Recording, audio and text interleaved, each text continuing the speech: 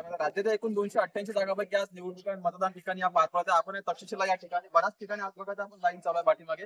राज्याच्या 288 जागांसाठी आज मतदान होत आहे. आज अमरावती जिल्ह्यामध्ये आपण हे जाणून घ्या. काही आपल्याकडे ज्येष्ठ मतदार म्हणून आपल्या ठिकाणी आहे. काही या ठिकाणी काही पक्षाचे पदाधिकारी आपल्याकडे. दादा सुदाम बोरकर आपल्यासोबत. दादा काय सांगा मतदानाबद्दल? सध्याची परिस्थिती या महाराष्ट्रामधली विधानसभा लागली. या विधानसभेच्या निवडणूकमध्ये या महाराष्ट्रामध्ये 288 विधानसभा आहेत. 288 विधानसभेमध्ये अनुसूचित जाती जमाती आणि अल्पसंख्याक समाजाने हा समाज नेहमीसाठी भटकलेला असतो आणि नेहमी आमच्या मतावर अनेक पक्ष राज्य करतात आणि निवडणूक आल्या तर अनेक घोषणा करतात आणि या घोषणाचा बजार पाऊस फक्त इलेक्शन मध्ये पडतो.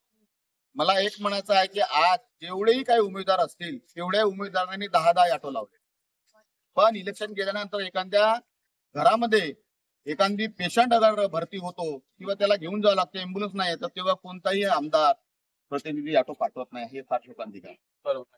म्हणजे आज मी सकाळी उठलो आणि बघितलं की हा प्रत्येक बूथवर 10 15 ऑटो असतात, पण उमेदवाराला इलेक्शन्सला घेऊन तुम्ही मतदारांना काय एक मेसेज सांगितलं? मेसेज माझा फक्त एवढाच आहे की आम्ही आंबेडकरच्या विचाराचं फक्त आमच्या रक्तामध्ये आहे, शरीरामध्ये आहे. मला एवढंच म्हणायचं आहे की या महाराष्ट्रामध्ये फार मोठं परिवर्तन होणार आणि आज या बन्नेरा विधानसभा किंवा अमरावती विधानसभेमध्ये जेव्हा आम्ही फिरलो तर आम्हाला वाटतं की सरळ आमची लढत, सरळ बहुजन समाज पार्टीची हत्तीची लढत याटूच्या सोबत आहे. म्हणजे त्याला प्रिन्सिताई बंड म्हणतो त्यांच्यासोबत दिसत आहे. कारण बौद्ध समाज हा एक कॅडरबेस कार्यकर्ता आहे. म्हणून पाहिलं की अमरावती बन्नेरा विधानसभामध्ये जेव्हा फिरलो आम्ही तर आम्हाला असं वाटते की बहुजन समाज पार्टीचा हत्ती आणि याटो मध्ये लढत आहे. मला असं वाटते बाकी कोणत्याच आपल्या उमेदवारासोबत आमची लढत नाही. धन्यवाद. हे होते दादा आपल्या बहुजन समाज पार्टीचे सुदामदादा बोरकर. धन्यवाद. आपल्या चॅनल लाईक आणि अपडेटसाठी आपल्या चॅनल लाईक करा, सबस्क्राईब करा.